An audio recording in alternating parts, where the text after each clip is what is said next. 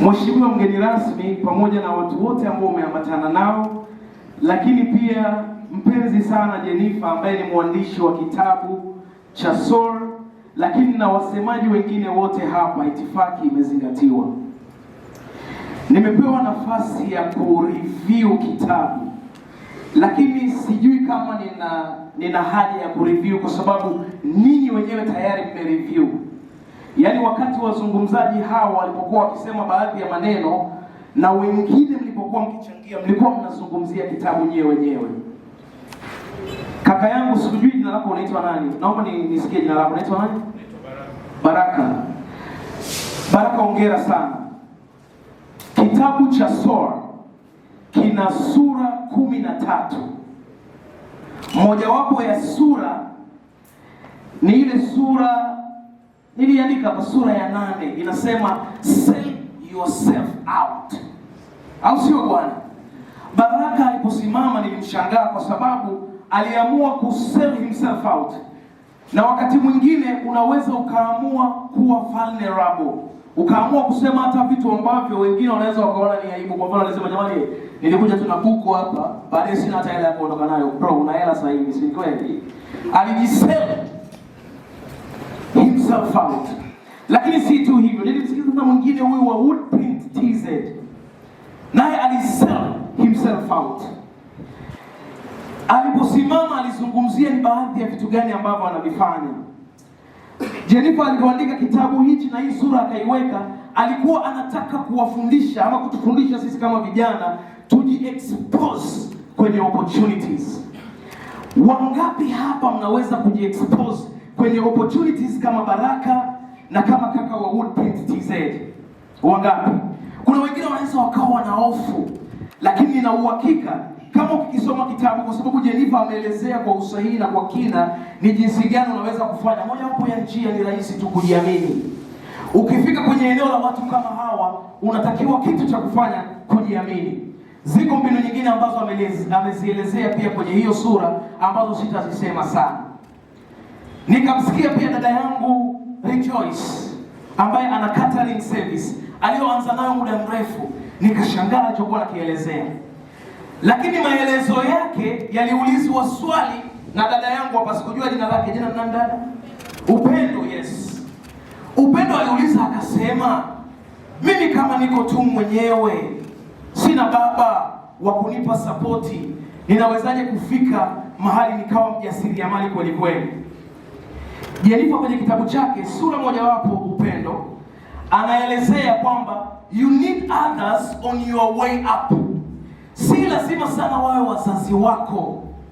Na ndio maana Rejoice akasema yeye hakupata msaada mkubwa sana wa kifedha kutoka kwa wazazi wake, lakini alikuwa na watu ambao waliweza kumzunguka na kuhakikisha anafika pale alipofika. Tunaposema you need yourself, Jennifer amekuwa practical kuelezea. Mimi ni kaka yake wa kwanza, huyu ni mdogo wangu wa 3. Familia yetu nyumbani, baba yetu ni baba ntilie. Unanisikia vizuri? Mama yetu anashona nguo tu kawaida, wala si kampuni, si mtu mkubwa. Lakini Jennifer, vitu ambavyo alikuwa anavifanya, wakati mwingine tulikuwa tunashtuka na kusema hakika she's a practical dreamer.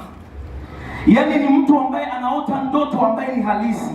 Mambo ambayo ameandika kwenye kitabu chake hajaandika mambo ambayo ameyabuni. Mtu mwingine anaweza akafika mahali akaandika kitabu kwa kusoma pia vitabu vingine ndio akaandika. Sio mbaya, kwa sababu unajenga msingi wa kile unachokisemea. Labda wengine walikisemea wakati fulani na wakakisema kwa ubora, kwa hiyo unatafuta namna na wewe ya kujenga pale, si ndio? Jennifer anasema you need others on your way up. Dada yangu, unaweza ukawa mjasiriamali, lakini hata siku moja usikubali kusimama mwenyewe, kwa sababu haiwezekani. It doesn't work. Kama Rejoice unafanya catering, lazima watu wale, si ndio? Kama Jennifer umeandika kitabu cha Soar, lazima wadau wawepo hapa wakinunua hicho kitabu. Kwa lazima uwe na watu, you need others. Na ukiangalia kule atakuelezea practically jinsi gani ameelezea watu watakavyo kuongoza kutoka hatua moja hadi nyingine. Jennifer ameelezea pia mtu mwingine, wakati unasoma wasifu wake wanasema alithubutu kuwa waziri mkuu wa serikali ya wanafunzi wa chuo cha kilimo SUA.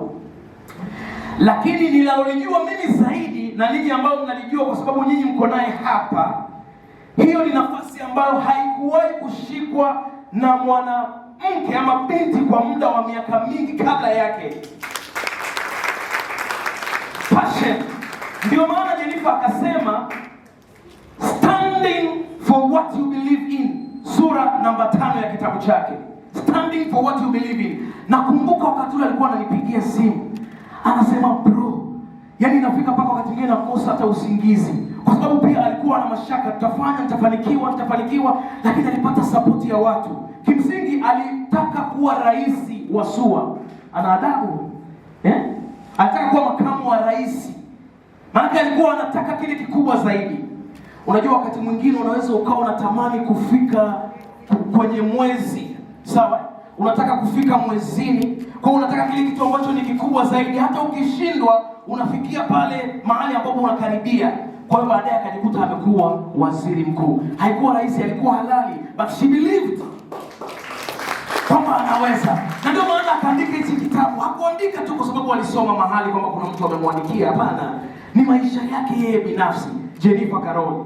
Kuna sura nyingine ambayo nilisema vulnerability kaka, si ndio? Jennifer kuna sura hapa, nitaisema tu. Anasema beware parent, children needs your guidance. Jennifer hapa hana mtoto. Hauna mtoto huku, unajua kuna wale wanafunzi wanaenda chuo wanakuja kwa darasa la mtoto kule getoli hivi. Hauna mtoto. Kwa hiyo kumbe hana mtoto, lakini anawashauri wazazi. Unajua kwa nini aliweza? Kwa sababu yeye pia alikuwa mtoto wakati mmoja, na akakuwa katika utoto akaona mazingira ya baba yake ambaye anampenda sana na mama yake walivyomtetea. Wengine hamfahamu, lakini kwenye kitabu chake Jennifer amejiweka wazi, amekuwa vulnerable. Ameelezea jinsi gani alivyoepuka matukio mengi ya kubakwa. Jennifer, la kwanza akiwa mtoto, akiwa nyumbani. Unajua vitu vingine unaweza kuangalia kwa sababu mdogo wangu inakuwa inanitouch, lakini Mungu ni mwema, sawa? Wazazi waliomba, lakini pia na yeye alijaribu kuambia wazazi wakati mwingine msiwaache sana watoto wenu, kama ilivyokuwa kwa baba. Baba alikuwa ataenda kazini, lakini akitoka kazini, akiwa kazini, atakimbia mara moja nyumbani, kwa hata anajifanya anakunywa maji. Kuja kunywa maji, lakini nataka angalia mazingira ya pale nyumbani, kwa sababu tulikuwa tumepanga nyumba za Uswahilini tu kule. Kuna watu wengi wanaishi kule. Anakuja. Huyu alimkuta kwenye incident ambayo kidogo angebakwa wakati ule. Sijui ingekuwaje. Hilo lilikuwa ni moja. Lakini pia anielezea mengine tena akiwa hapa SUA. Kwa mwaka wa ngapi? Kwa mwaka wa 2. Kaptana, tuna mtu ambaye unajua nimekuambia you need people to go up. Tunapokutana kwenye haya matukio wakati mwingine unajenga networking, si ndio? Ndio maana ukiondoka hapo usiache kumfahamu Baraka. Baraka ana passion, ana kitu anataka kufanya. Usimsahau huyu Woodprint TZ na wengine kina Upendo, kwa sababu kuna vitu anatamani kufanya. Kaka yangu ambaye amefanya hii design yote hapa aliyokuwa anaelezea, walijiunga kikundi cha watu wakafika mahali. Mkikutana vijana ambao mnatiana nguvu na mnaweza kuhimizana, lazima mtafika kule ambako mnataka kufika. Hata mwanzilishi wa Facebook ambao tunaitumia leo, Mark Zuckerberg, hakuanza mwenyewe. Alikuwa ni co-founder na mwingine tena na mwingine tena, mpaka baadaye akafanya kitu hichi kikubwa. So it's okay to be a co-founder, mkaanza kitu kwa pamoja. Kwa hiyo katika kutafuta networking, kuna kijana mmoja naye akawa ni katika hali ya networking, akamkaribisha na Dina, akaenda wakakaa wanazungumza. Baadaye anataka kurudi chuo. Yule bwana anaendesha gari akampeleka njia ambayo sio usawa wa chuo, akamwambia huku mnakuelekea ni wapi? Na kuelekea huku ni wapi? Ikafika mahali yule bwana akamuonyesha bastola, akamwambia utafanya ninachokifanya, kama utaki nitakuua. Lakini naamini kwa sababu ya maombi ya wazazi na yeye ni dreamer, alifika mahali akasema sitaudhalilisha utu wangu kwa sababu ya upumbavu. Ajui sauti ilitoka wapi, lakini alisema niuwe kama unaweza. You get what I'm saying, eh? Aliamua kusema hivyo. She has been vulnerable kuelezea maisha yake practically. Lakini kujaribu kuwaambia wazazi tusiache kuwakumbuka hawa. Alilia sana siku hiyo. Na nilikuwa concerned mpaka tukatamani tuseme tuende after whatever the case. Lakini you understand how it feels. Si sawa? You understand how it feels. Lakini tuliamini kwamba ataendelea kusimamia msimamo wake vizuri na atakwenda sawa. This is my sister, my younger sister Jennifer. Ameelezea practicality ya maisha yake.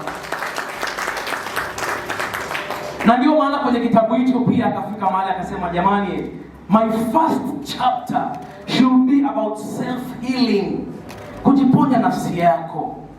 Wakati mwingine unaweza kuwa umebeba vinyongo ndani ya moyo wako, na kila mtu anaweza akabeba. Unajua brother, unafika mahali mtu akwambia, bro, maisha ya magumu sana, nipe 20,000 tu hapo chuo, bumli kitoka nitakupa. Bumli imekuja hayupo. Huu mfano na uzungumzaji Jennifer ameweka. Alikopesha mtu fedha nyingi sana kwa wakati huo, akiamini kwamba huyo mtu angeweza kumrudishia kwa nidhamu yake tu ya fedha. Unajua mikono ya kijasiriamali huwa inatunza fedha, mikono ambayo sio ya kijasiriamali inapoteza, si ndio?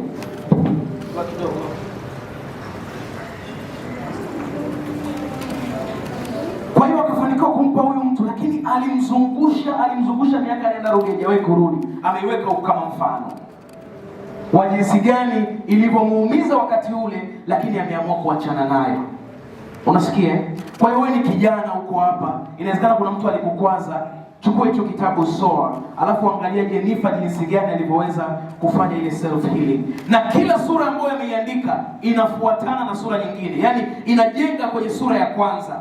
Nimekwambia ziko sura 13, ni kama waterfalls. Maji yanapokuwa yanaanguka yanakwenda hivyo. Sawa sawa Mimi nimesoma Jomo Kenyatta, lakini nimebase zaidi kwenye masuala ya biashara pamoja na information technology. Kwa sasa hivi ni mratibu wa maendeleo ya jamii, nafanya na shirika mojawapo lisilo la kiserikali, lakini ni mdau wa masuala ya uongozi wa kimkakati. Tunapozungumzia waterfalls, maana yake ni kwamba point ile unalosema ya kwanza inajenga, ya pili inajenga mpaka mwisho. Kwa unahitaji kitabu ukisome chote kwa usahihi. Nilibidi mimi nikireview nisome tena na tena, nikampigia dada yangu, naye amekuja leo kumsupport Jenny. Nikamwambia hivi, kumbe Jennifer alishapitia mambo mengine magumu hivi ambayo sikuwa nayakumbuka. Yaani nikaanza kuniliza tena. But at the end of the day, ni kitabu ambacho kinahitaji kukuinspire ili utoke katika hatua ambayo upo uende sehemu nyingine. Kuna sehemu nyingine ambayo ameizungumza ya msingi sana. Give yourself time. Hii ni sura ya 12. Kaka yangu mdau wa Benki ya Maendeleo, alisema vijana unafika unasema nataka eka 100, tunataka tuchukue bilioni 10 ya mkopo. It is not true. Mafanikio hayatokei kwa usiku mmoja tu. Voila, mafanikio haya hapa. Lazima ujipe muda. Mgeni rasmi yuko hapa, ni miaka mingi amekuwa, tuna historia yake, tukisomea wasifu wake tutashangaa, lakini alijipa muda. Aliamua kusubiri. Kwa hiyo wakati mwingine kama kijana jipe muda. Sawa sawa strategically jipe muda. Kubali kukua. Ni kama vile kipepeo wanapoanza kupepea, kabla apepee umuone anapepea na uzuri wake. Kuna vitu vingi vimefanyika. A tip of an iceberg ambao unaweza kuiona kwenye bahari, ukiangalia ndani yake ina kina kirefu. Determinations, focus. Sawa, wakati mwingine resilience, hulali. Na washangaa sana organizing committee kwa hii mega event ambayo umeifanya leo pamoja na Jennifer akiwepo.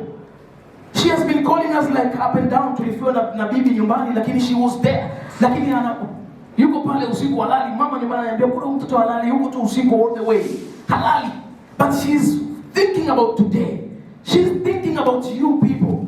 Anawaza pamoja na kamati yake tutafikaje hapa. Yamkini kuna wengine walikuwa ni sponsors labda, lakini hawajampatia fedha ya kutosha, kwa hiyo lazima kamati ingie mfukoni. You know what I mean? Kwa hiyo anawaza mambo mengi, tutafikaje hapa, tutawezaje hichi kitu. So lazima uwe ni mtu mwenye passion ili kuweza kufikia malengo yako. Na mwisho, kabla ya mwisho niseme ni moja afu nimalizie. Anasema don't be too positive. Don't be too positive. In other words, kama wewe ni mjasiriamali, wakati mwingine au mfanya biashara, you need to take calculated risk. Unaweza ukawa too excited about something, too excited about it, ukaingiza miguu yako yote miwili ukashindwa kurudi. I'm not saying something tofauti kwa dada. Kwa mfano anaelezea kwamba aliingia kwenye biashara ya hoho baadaye ikakataa. Lakini yamkini alikuwa too excited at once, naingia kwenye hoho, napiga hoho, nikitoka hapa na kwenda namaliza hivi. Lakini unataka kufanya market research kidogo, uangalie kwamba mambo yakoje hapa. Ndio maana hawa Vivian na kampuni ambao wanaifanyia kazi, wao wanakwenda mbele zaidi, wanahakikisha kwamba wakishafanya biashara fulani, wanajua watampelekea nani mazao yake. Kwa mwisho wa siku wanajua kabisa likitoka hili limetoka. Don't be too positive. Wakati mwingine utakuwa uwe calculated kidogo. Na mwisho kabisa, of course there are so many things, nimekuelezea kwa kifupi sana. Lakini mwisho kabisa anasema be grateful. Uwe na shukrani katika yote. Uhai ambao umepewa kama wewe ni mtu mwenye kumwamini Mungu ni uhai ambao Mungu amekupa. Na kwa sababu hiyo una nafasi na una kitu cha kufanya. Katika yote ambayo mmeyazungumza hapa, katika kila kitu ambacho kimezungumzwa, na nadhani baadaye mgeni rasmi atakisemea zaidi, Jennifer kwenye kitabu chake amekieleza. Kwa hiyo ninakusii na ninakushauri ukichukua kitabu hicho ukisome. Mimi nina bahati kwa sababu nimeshakisoma, lakini nitachukua tena kopi labda kuwapatia watu wengine waweze kusoma. Ni Practical Life ya Jennifer Karoli, na ninamshukuru sana sana sana kwa juhudi ambazo amezifanya, kwa sababu mimi ninachokijua na kama familia tunachokijua, mtu mmoja kwenye familia akifanikiwa, familia nzima inafurahi. Lakini pia akifanya vibaya, familia yote inakuwa kama vile imeugua. Unajua Na tunamshukuru Mungu kwa sababu hapa alipo anaendelea kufanya vizuri. Jamani, niwashukuru sana, jipigieni makofi ninyi, lakini pia na Jennifer, na msisahau kuchukua kitabu hicho ambacho amekiandika kinaitwa Sona. Na anasema unlock your potential, get started and keep up the pace. Get started, get moving. Hatupoi, tunakwenda, tunafanya. Hatutarudi nyuma tuanze kulalamika hatuoni fursa. Next time jiongeze mega events, ikianzisha initiative nyingine. Vijana mkaja hapa mkazungumza, Baraka, nataka uje kutoa ushuhuda kwamba from that moment maisha yako yamebadilika. Una watu wenye fursa hapa, you have to make it happen. You have to make it happen. Kwa sababu watu wenye fursa wako, si ndio? Kama wewe ulikuwa unataka kwenda chuo kikuu, kuna wengine waliuliza kwa nini niende chuo kikuu cha nje, lakini that is exposure. Hata mama yetu Ana amekuwa huko, na in that regard we believe kwamba ana vitu anaweza akatupa na akatusaidia kama nchi tukapiga hatua, kwa sababu she was exposed kwenye jamii nyingine, na sasa yale ambayo aliyapata anaweza akatupeleka pia kwenye hatua nyingine. Kwa hiyo kama na wewe unataka kwenda kwenye hatua nyingine, hakikisha kama ni chuo, next time when you come here, kama utakuwa umemaliza, we don't speak of another person. Umepiga hatua na umesogea kwenye hatua nyingine. Get started, get moving. God bless.